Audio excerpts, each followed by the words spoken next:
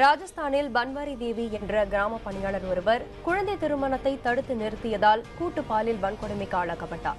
இந்த சம்பவத்தை தொடர்ந்து அங்குள்ள பெண்கள் அமைப்பினர் போராட்டத்தில் ஈடுபட்டனர். விசாகா என்ற அமைப்பை ஏற்படுத்தி உச்சநீதிமன்றத்தில் பொதுநல வழக்கு ஒன்றை தொடர்ந்தனர். இந்த வழக்கின் அடிப்படையில் பணியிடத்தில் பாலியல் தொந்தரவுகள் எவை என்பதை வரையறுத்து அதனை எவ்வாறு கையாள வேண்டும் என்று சில நெறிமுறைகளும் வகுக்கப்பட்டன. இந்த நெறிமுறைகளுக்கு விசாகா நெறிமுறைகள் என பெயரிடப்பட்டன. பெண்களிடம் ஆபாச வார்த்தைகள், செயல்கள், ஆபாச படங்களை காண்பித்தல் உள்ளிட்ட நடவடிக்கைகள் பாலியல் வன்முறை என்று உச்சநீதிமன்றம் தெளிவுபடுத்தியது. 10க்கும் மேற்பட்ட பெண்கள் பணிபுரிந்தால் அந்த நிறுவனங்களில் ஒரு குழு அமைக்க வேண்டும். அலுவலகத்தில் பெண்கள் பாலியல் தொல்லைக்கு உட்படுத்தப்பட்டால் விசாகா என்று பெயரிடப்பட்ட அந்த அமைப்பு விசாரணை நடத்தி அலுவலக ரீதியான நடவடிக்கை எடுக்க வேண்டும்.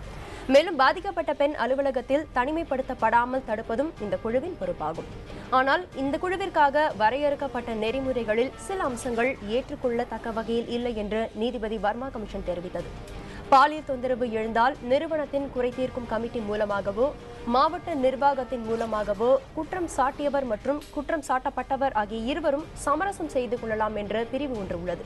இந்த பிரிவிற்கு எதிர்ப்பு தெரிவித்துள்ள வர்மா கமிட்டி பாலியல் தொந்தரவிற்கு சமரசம் என்பது பெண்ணின் தன்மானத்திற்கு இழுக்கு என்று கூறியிருக்கிறது.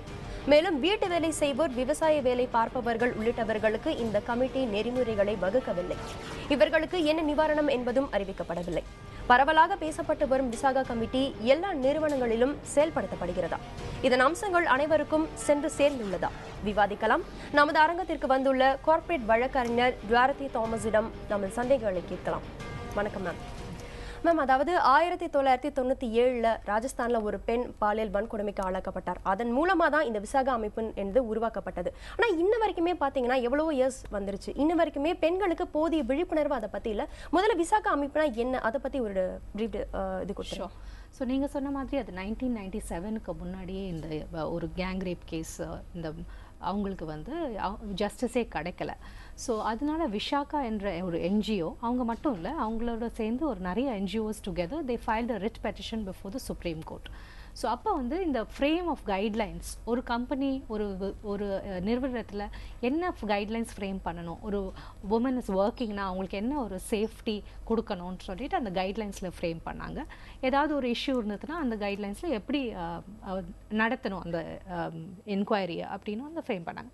பட் ஆஃப்டர் தட் என்ன ஆச்சு, 1997லேருந்து there was so much of negotiation which was going on. ஒரு லான்னு ஒன்று இந்தியாவில் வந்து கொண்டு வரல. ஸோ இதை வந்து நிறைய organisations were unable to implement it. Awareness கண்டிப்பாக very very less with respect என்ன இந்த விசாகா கைட்லைன்ஸ்னு சொல்லிட்டு யாருக்குமே தெரியல. 2010 என்னாச்சுன்னா ஒரு பில் பாஸ் பண்ணோம் பார்லிமெண்ட்டில். That bill was also pending. இப்போ 2013 December 9, 2013 ஒரு act has been passed. It is today a law. It is called a sexual harassment in women at workplace prevention prohibition and redressal னு சொல்லிட்டு ஒரு act pass பண்ணியிருக்காங்க. இப்போ வந்து அதோட awareness வந்து கொஞ்சம் it is become a little more prevalent I should say. ஆனால் நீங்கள் சொன்ன மாதிரி இது இப்போ வந்து ஹை அண்ட் கார்ப்பரேட் எம்என்சிஸில் வந்து இது வந்து சோஷியல் இந்த சர்வீஸ் ரூல்ஸில் இன்கார்பரேட் பண்ணுறாங்க. ஆனால் இந்த ஸ்மாலர் ஆர்கனைசேஷன்ஸ் நீங்கள் எப்படி யூ செட் நோ இந்த ஒர்க்கர்ஸ் அமங்ஸ்ட் ஒர்க்கர்ஸ் விவசாயம் அவங்களுக்கு வந்து இந்த அவேர்னஸ் கண்டிப்பாக இல்லை. பட் இந்த ஆக்ட் வந்து அவங்களுக்கும் அப்ளிகபிள்.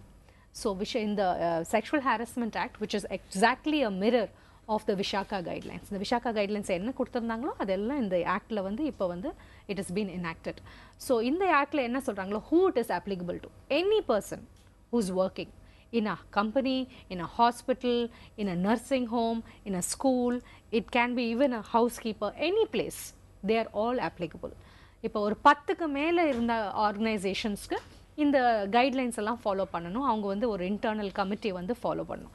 இந்த 10க்கு கீழே இருக்கிறவங்க, சப்போஸிங் ஒரு 3 members ஆர் ஒர்க்கிங், நீங்கள் சொன்ன மாதிரி இந்த servants are working, cleaning, house cleaning, இல்லாட்டி ஃபார்மர்ஸ், அவங்களுக்கு வந்து இப்போ கவர்மெண்ட் என்ன பண்ணணும்னா government is required to set up what is called as a local committee.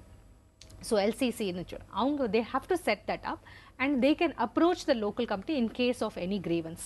So அவங்களுக்கு ஏதாவது இஷ்யூ இருந்ததுன்னா அந்த லோக்கல் இப்போ ஆனால் அந்த அவேர்னஸ் கண்டிப்பாக இல்லை. Government has to set up these committees because இப்போ தான் அந்த லா பாஸ் பண்ணியிருக்காங்க, ஜஸ்ட் 3 months ஆகுது. ஸோ இதுக்கு மேலே என்ன ஸ்டெப்ஸ் எடுக்கணும், ஈச் கார்ப்பரேட் ஹவுஸில் இதை வந்து அவேர்னஸ் நம்ம எப்படி கொண்டு வரணும், அவங்களுக்கு போய் நம்ம வந்து இதை எஜுகேட் பண்ணணும். So that is very important because பெண்கள் வந்து இப்போ ஒர்க் பண்ணுறாங்கன்னா they're coming out of their shell into the world to work and stand for themselves. There can be 2 reasons. They want to make something for themselves or they want to support their family. So the mental and physical harassment has to be somewhat constrained. கண்டிப்பா ma'am எல்லாருக்கும் புரியுற மாதிரி தமிழ்ல பேசினா இன்னும் பாமர மக்களுக்கு கண்டிப்பா புரியும். ஸோ அதுதான். ஸோ அதனால வந்து நம்ம இந்த சின்ன கம்பெனில இருந்து எல்லா இடத்துலையும் இந்த கைட்லைன்ஸ் வந்து இன்கார்பரேட் பண்ணணும்னு ரொம்ப அவசியம். ஸோ இந்த ப்ராசஸ் கூட போட்டிருக்காங்க. இப்போ என்ன பண்ணணும்னு இந்த செக்ஷுவல் ஹாரஸ்மெண்ட் இந்த கேஸில் வந்து உங்களுக்கு ப்ராசஸ் என்ன ஃபாலோ பண்ணணும். இப்போ ஒரு கம்ப்ளைண்ட் வந்ததுன்னா அந்த கம்ப்ளைண்ட்டை ஒரு கமிட்டி வந்து கான்ஸ்டியூட் பண்ணணும். அந்த கமிட்டியில் மினிமம் 4 members இருக்கணும். அந்த 4 members-ல half should be women, half should be anybody else. அப்புறம் ஒரு என்ஜிஓ வந்து அந்த கமிட்டியில் ஃபார்ம் பண்ணணும். அந்த உமனுக்கு வந்து நல்ல ப்ரொடெக்ஷன் கொடுக்கணும். So it should be very confidential because இன்றைக்கி வந்து அவங்க ஒரு கம்ப்ளைண்ட்டை வந்து தைரியமாக முன் வந்து சொல்கிறாங்கன்னா அவங்களுக்கு வந்து எவ்வளோ ப்ரொடெக்ஷன் நம்ம கொடுக்க முடியும், இதை எப்படி கான்ஃபிடென்ஷியலாக வைக்க முடியும். அவங்க விட்னஸஸ் எல்லாம் என்கொயர் பண்ணுவாங்க. அந்த விட்னஸஸை வந்து நம்ம எப்படி ப்ரொடெக்ட் பண்ணணும், அதுக்கெல்லாம் கைட்லைன்ஸ் கொடுத்துருக்காங்க. அண்ட் இப்போ வந்து இந்த அஃபென்ஸை வந்து ப்ரூவ் பண்ணிட்டாங்கன்னா அந்த person who has done something அவங்களுக்கு வந்து என்ன பனிஷ்மெண்ட் கொடுக்கணும்.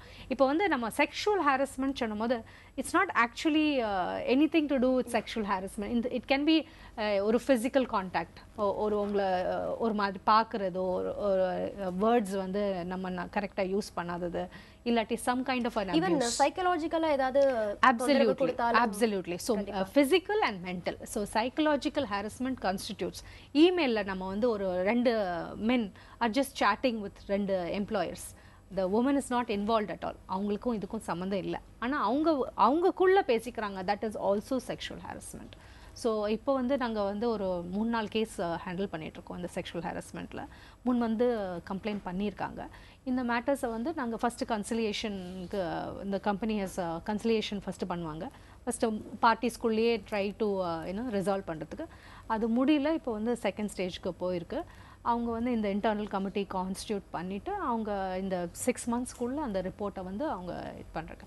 ஸோ இந்த ஃபஸ்ட்டு ஒரு கேஸில் வந்து அந்த employee was terminated plus fine. இப்போ இன்னொரு இம்பார்ட்டன்ட் விஷயம் என்னென்னா இந்த செக்ஷுவல் ஹாரஸ்மெண்ட் இந்த விஷாக்கா கைட்லைன்ஸ் தவிர இப்போ கவர்மெண்ட் வந்து ப்ரோஆக்டிவாக இந்தியன் பீனல் கோடில் செக்ஷன் 354A வந்து ஒரு புது செக்ஷனை இன்ட்ரடியூஸ் பண்ணியிருக்காங்க. அதே வந்து கிரிமினல் ஒஃபென்ஸாக வந்து இன்க்ளூட் பண்ணியிருக்காங்க. ஃபஸ்ட்டு வந்து இது கிரிமினல் ஒஃபென்ஸ் இல்லை, இப்போ வந்து அதை கிரிமினல் ஒஃபென்ஸாக கூட இன்க்ளூட் பண்ணியிருக்காங்க. ஸோ விச் இப்போ வந்து இந்த அவேர்னஸ் வந்து இப்போ உமனுக்கெல்லாம் இருக்குது, எல்லாம் பெண்களுக்கும் இருக்குது. இந்த ஒர்க் பிளேஸில் வந்து ஆல் தி ஆஃபீஸர்ஸ் ஆர் அவேர்னா there will be surely some restraint in such things. நிச்சயமா மேம். இப்போ இது வரைக்கும் எத்தனை கம்பெனிஸ்ல இதை இம்ப்ளிமெண்ட் பண்ணியிருக்காங்க, இந்த அமைப்பை கொண்டு வந்தனால இது வரைக்கும் எத்தனை பெண்களுக்கு உதவியாக இருக்குது, நீங்கள் யாராவது கண் கூட பார்த்துருக்கீங்களா? ஸோ நான் ஷுவராக சொல்லணுன்னா நாட் லெஸ் தென் 10%க்கு கீழே வந்து தான் இம்ப்ளிமெண்ட் பண்ணியிருக்காங்க. இதோட அவேர்னஸ் கண்டிப்பாக இல்லை.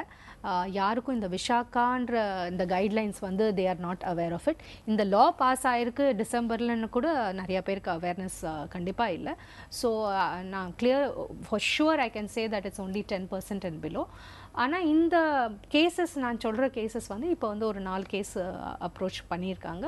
இந்த கேசஸில் அவங்களுக்கு வந்து ஜஸ்டிஸ் கொடுத்துருக்காங்க. ஸோ அதனால் இட் இஸ் இம்பார்ட்டண்ட். அதனால இந்த அவேர்னஸ் இந்த ஹெச்ஆர் மேனேஜர்ஸ் இருக்காங்க இல்லையா, அந்த ஹெச்ஆர் மேனேஜர்ஸ்க்கு அப்ரோச் பண்ணி அவங்களுக்கு வந்து எஜுகேட் பண்ணி இந்த மாதிரி நீங்கள் பண்ணணும். ஏன்னா அவங்க பண்ணலைன்னா அதோட கான்சிக்வன்சஸ் என்னன்னு அவங்களுக்கு தெரியணும். அவங்களோட பிஸ்னஸ் லைசன்ஸையே எடுத்துடலாம். அவங்க business license is at stake. So நாளைக்கு you can because of one woman your entire business can be shut down. So the power of a woman வந்து you should know.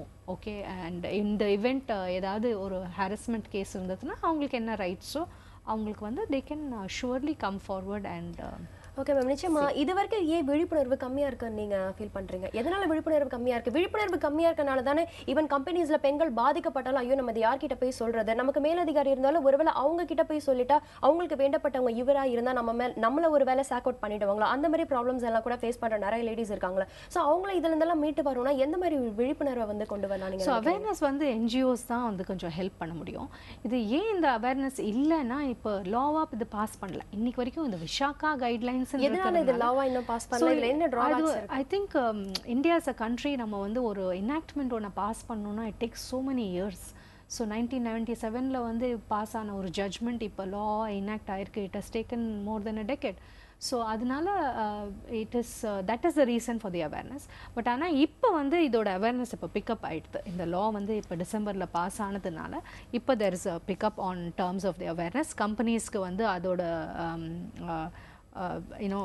if you don't implement something then what happens in சொல்ற வந்து அந்த அவேர்னஸும் இருக்கு.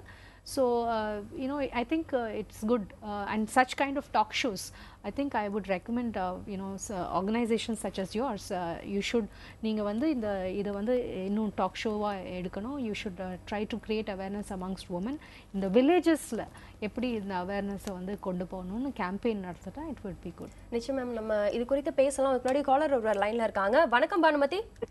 வணக்கம் madam. Bhanumathi, நீங்க சொல்லுங்க, விசாகா அமைப்பு பற்றி உங்களோட கருத்து என்ன? அது அந்த கருத்து நாங்க கிராமத்துல உள்ளவங்கதான் மேடம். ஆனா அந்த கருத்து இதுவரைக்கும் கிராமத்துல தெரியவே தெரியாது. யாரும் இன்னும் விழிப்புணர்வே கிடையாது. கண்டிப்பா மேம், அதாவது நான் சொன்ன அதே குற்றச்சாட்டு தான் அவங்களும் சொல்லியிருக்காங்க. இன்னும் விழிப்புணர்வு பத்தல. அதாவது சிட்டில இருக்கிற கேர்ள்ஸ்க்கே வந்துட்டு என்ன அப்படின்னா என்ன, அது வந்து ஒரு எதர் லாவா இல்ல வந்து ஆஃபீஸ்ல அப்படின்னு ஒரு கமிட்டி ஃபார்ம் பண்ணிருக்காங்கன்னா இன்னும் வந்து சிட்டில இருக்கவங்களுக்கே தெரியல. அதுக்கு மிஞ்சின பிறகு தானே கிராமத்துல இருக்கவங்கலாம் அது குறித்து என்ன பண்ணணும் அப்படின்னு சொல்லிட்டு. கரெக்ட். இது ஆக்சுவலி ஒரு ரொம்ப நல்ல டாபிக் வேற. ஐ திங்க் இது வந்து ஒரு NGO வந்து எடுத்து ஒரு கிராமத்துலேயும் போய் அவங்க இல்லை ஆல்சோ இந்த government has to take steps. Actually இப்போ it's election time, it's a very good time. One of the agenda இந்த எலெக்ஷனில் வந்து எப்படி உமன் ப்ரொடெக்ஷன், உமனுக்கு உண்டாக ரைட்ஸ் வந்து எப்படி வந்து நம்ம ரீச் பண்ணணும், எப்படி இந்த சின்ன வில்லேஜஸ்க்கெல்லாம் அவங்களுக்கு எப்படி எஜுகேட் பண்ணணுன்றது வந்து must be one of their agenda I think. நிச்சயம் மேம், இதை நம்மளும் இதில் இன்வால்வ் ஆகி எல்லார்கிட்டையும் கேம்பெயின் பண்ணால் மக்கள் வந்து இதை கேட்டு அவங்களுக்கு விழிப்புணர்வு அதிகமாக வரும்னு நினைக்கிறேன். நிச்சயமாக அடுத்த ஒரு காலர் லைனில் இருக்காங்க. வணக்கம் பிரியா. வணக்கம் பிரியா, நீங்கள் சொல்லுங்கள், விசாகா அமைப்பு பற்றி உங்களுக்கு தெரிஞ்ச கருத்துக்கள் என்ன? விசாகா அமைப்புங்கிற ஒரு அமைப்பு இருக்கிறதுங்கிறே பெண்கள் நிறைய பேருக்கு தெரியாதுங்க. கிராமத்துல இருக்கிறவங்களுக்கு இத கவர்மெண்ட் எந்த வகையில எடுத்துட்டு போறாங்கிறது தெரியல. ஏன்னா படிப்பறிவு இல்லாத பெண்களுக்கு இப்படி ஒரு அமைப்பு இருக்குங்கிற விஷயம் தெரியாது. இப்ப மேடம் சொன்ன மாதிரி இப்ப ஒரு எலெக்ஷன் டைம் அந்த மாதிரி நேரங்கள்ல மட்டும்தான் இந்த பெண்களை பத்தின ஒரு விழிப்புணர்வு, இந்த மாதிரி ஒரு ஹாரஸ்மெண்ட் பத்தி எல்லாருமே பேசுறாங்களே ஒழிய அந்த ஒரு எலெக்ஷன் பீரியட் முடிஞ்சிருச்சோ மத்த நேரமோ அப்ப அத பத்தி யாருமே பேசுறதே இல்லைங்க. எங்கேயாச்சும் ஏதோ ஒரு மூலையில நடந்துச்சுன்னா மட்டும் மீடியாக்கள் அதை ரொம்ப அழகா வெடிப்பு கொண்டு வராங்களே ஒழிய கொஞ்ச நாள் கழிச்ச உடனே அதை பத்தின ஒரு விழிப்புணர்வு அப்படியே படிப்படியா குறைந்து மக்களோட கண்ணோட்டம் வேற பக்கம் திரும்பிடுது. சோ இதுக்குன்னு ஒரு சட்டம் கொண்டுட்டு வந்து எல்லா இடத்துலயுமே இந்த பெண்கள் பாதுகாப்பு குறிச்சு சொல்லணுங்க. அப்பதான் இந்த விழிப்புணர்வு எல்லா பக்கமே போய் சேரும். நிச்சயமா பிரியா, நிச்சயமா மேம். இப்போ இவங்க சொன்ன மாதிரி அதாவது இது எல்லார்கிட்டையும் கொண்டு போய் நம்ம சேர்க்கணும் இல்லையா? நிறைய லேடிஸ்க்கு அதை பற்றி தெரியறது இல்லை. ஸோ இது வந்துட்டு கீப் ஆன் வந்து அப்படின்னா என்ன அப்படின்னு தெரியறது இல்லை. அதனால தான் வந்துட்டு இந்த மாதிரி ப்ராப்ளம்ஸ் அகைன் அண்ட் அகைன் வருது. இதுக்கு லா அண்ட் ஆர்டர் வந்து எந்த வகையில் ஹெல்ப்ஃபுல்லாக இருக்கும்னு நீங்கள் நினைக்கிறீங்க?